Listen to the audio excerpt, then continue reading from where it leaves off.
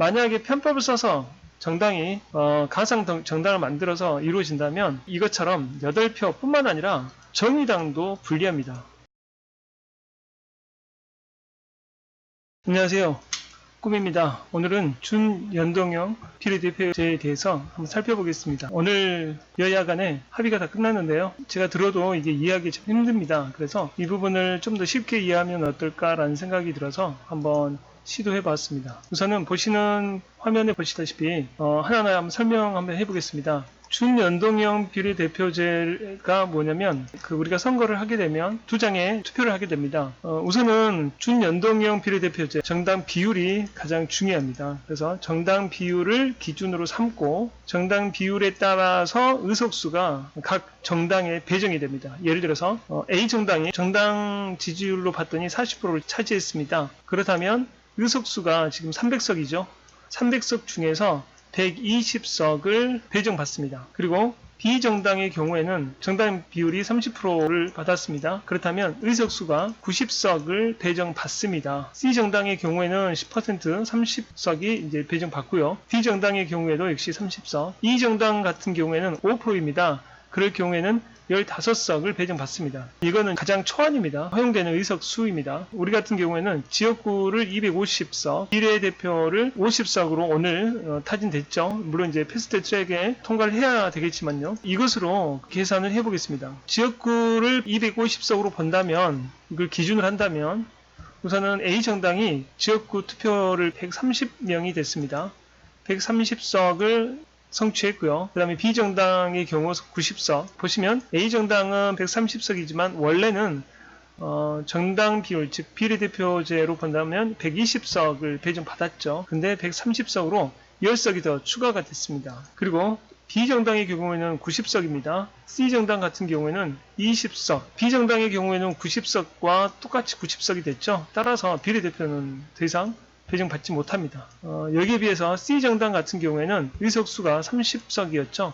하지만 지역구 투표 끝내보니까 20석이었습니다. 비례대표로 본다면 10석이 되죠. 그리고 D정당의 경우에는 지역구가 10석이 선출됐습니다. 그렇다면 원래 30석이었으니까 20석이 남죠. 비례대표석으로서는 10석, 20석, 그 다음에 E정당의 경우에는 투표 결과가 없어도 15석이 배정이 됩니다. 준연동형 비례대표제는 여기서 끝나는 게 아니라요. 여기서 50% 연동형 비례입니다. AB 정당은 이제 비례대표가 제로이기 때문에 필요가 없고요.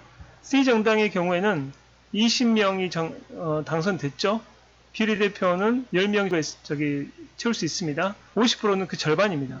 그래서 5명이 연동형 비례대표로 배정이 되고요. 그 다음에 D정당의 경우에는 10명입니다. 그 다음에 나머지는 7명씩 되죠. 이렇게 계산해서 29명이 됩니다. 29명이 되면 그 29명에 대한, 그러니까 우리가 비례대표가 50명이지 않습니까? 50에서 우리가 29를 빼야 됩니다. 50석에서 빼니까 21석이 나오죠. 정당 비율로 본다면 이제 50에서 비례대표 50% 연동형 비례대표 수를 뺀, 이제 이것은 이 정당에 배정이 된 겁니다. 29명이 비례대표로 지금 된 겁니다. 그러면 50명이 비례대표이지 않습니까? 그러면 그 비례대표 50명에서 29명을 뺀 21명입니다. 이 21명을 다시 정당 비율로 각각 배정을 하는 겁니다. 그래서 21명의 40%는 8명. 그래서 A정당은 8명이 될 거고, B정당은 6명이 되겠죠. C정당은 역시 2명, 10%에 해당하기 때문에 5%에 해당하는 정당이 이제 1명씩 배정이 됐습니다. 계산이 약간 달라지죠? 80. 이제 소수점까지 합해져서 지금 된 거고요. 이렇게 계산해 보니까 A정당 같은 경우에는 지역구와 비례대표가 138명이 됩니다. 합해져서. 그 다음에 B정당도 지역구와 비례대표 6명에서 96명이 됩니다. 이제 이 결과를 보게 되면 A정당은 138명, 96명, 27명, 22명, 8명, 8명 되죠. 더불어민주당이 20대 국회의원 25%였습니다. 25%였는데 13석입니다. 그 다음에 자유한국당 같은 경우에는 33.5%를 얻어서 17석을 비례대표로 가져갔습니다. 국민의당은 합해져 버렸으니까요. 뭐 할 말이 없고요. 정의당이 7.2%였죠. 4석을 얻었습니다. 그렇게 해서 가져갔고요. 여기서 이제 한 가지 더 들어갈 부분은요. 지금 가상의 정당이라고 하죠. 가상의 정당을 지금 자유한국당이 머리를 쓰고 있습니다. 이걸 좀 더 자세히 살펴보았습니다. 우선은 민주당처럼 그냥 그대로 갔을 경우입니다. A정당이 비례대표 이제 결과입니다. 똑같은 결과인데요. 그 말이 무슨 말이냐면요. 즉 자유한국당에서 비례대표를 찍지 말라고 합니다. 그리고 정당 하나를 창당을 합니다. 창당해서 B-1 정당이라고 하겠습니다, 저는. 그래서 비례대표를 찍을 때 이렇게 B-1 정당을 찍으라 하고 지역구는 그대로 찍으라고 합니다. 이렇게 했을 때 어떤 결과가 이루어지는지 한번 볼까요? A정당의 경우에는 그대로 120석이 배정이 되고요. 지역구에선 130석이 배정됐다고 합시다. B정당 같은 경우에는 비례대표가 없습니다. 그래서 제로가 됐죠. 지역구로서는 90석을 받았습니다. 근데 비례대표를 따로 받아서 30%를 받아서 90석이 배정이 되나 지역구에서는 비례대표를 찍지 말라 했으니까요. 안 받겠죠. 여기서 문제가 발생하는 것이 비례대표의 의석수가 달라지죠, 이거. 네, B정당 같은 경우에는 비례대표가 없습니다. 없는 가운데 지역구를 90석을 얻습니다. 이건 플러스입니다. 무조건 알파가 되는 거죠. B-1 정당 같은 경우에도 배정된 의석수가 90석이지만 지역구는 한 석도 없습니다. 그랬을 때 계산해 보시면 연동형 비례대표의 결과로 본다면 B정당은 원래는 제로예요. 그러나 90석이 됐죠. B-1은 90석이 배정되고요. 그러면 C정당의 경우에는 지역구가 지금 20석 됐습니다. 똑같이 C-1 정당을 10%로 따로 했다고 하죠. 비율을 좀 살피기 위해서 이렇게 분리해봤습니다. 의석수 30석을 이제 배정받았지만 역시 지역구에서는 없습니다. 그러니까 C정당은 지역구 20명 받고 C-1 정당은 10%의 비례대표를 받았습니다. 그 아래 것은 그대로 하고요. 이렇게 한다면 이제 비례대표 한번 보겠습니다. A정당 같은 경우에는 초과되어서 비례대표가 없습니다. B정당 같은 경우에는 역시 의석수도 배정받은 게 없습니다. 제로입니다. 어차피 똑같습니다. B-1 정당 같은 경우에도 비례대표로 90석 그대로입니다. C-1도 마찬가지입니다. 자, 이렇게 이 결과가 또 어떻게 이어진가 한번 보시죠. 이것을 다시 50%로 나눕니다. 그러면 45석, 15석, 10석, 7석, 7석이 되죠. 84석이 이제 초과가 됩니다.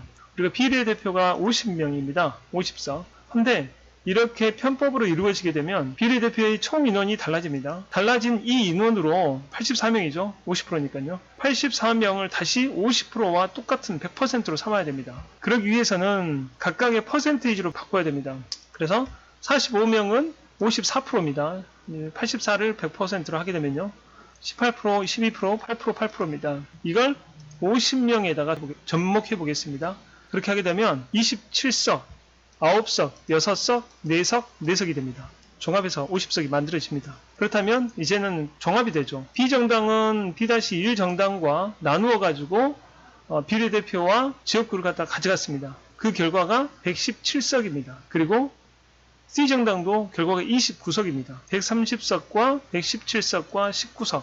D정당 같은 경우에는 16석입니다. 이거는 이제 아까 앞에 보신 거하고 똑같죠. 자, 그러면 앞에 있는 것과 한번 비교해 보겠습니다. 자, 실제 인원을 보시게 되면 B정당은 96명에서 무려 117명으로 많아집니다. A정당의 경우에는 8명이 더 줍니다. C정당도 당을 나누었었죠. 2석이 더 많아집니다. 대신 D정당은 16석으로 줄어듭니다. EF정당도 당연히 줄 수밖에 없죠. 이거 통과되면 글쎄요, 누가 이득을 볼까요? 제가 볼 때는 B정당과 C정당 이 두 정당만 이득을 봅니다. A정당과 D정당은 제가 더불어민주당과 정의당을 예로 든 겁니다. 그래서 더불어민주당은 지금 현재 그대로 간다면 가상의 정당을 세우지 못하게 해서 그대로 진행한다면 8석이 현재로선 138석인데 만약에 편법을 써서 정당이 가상 정당을 만들어서 이루어진다면 이것처럼 8표 뿐만 아니라 정의당도 불리합니다.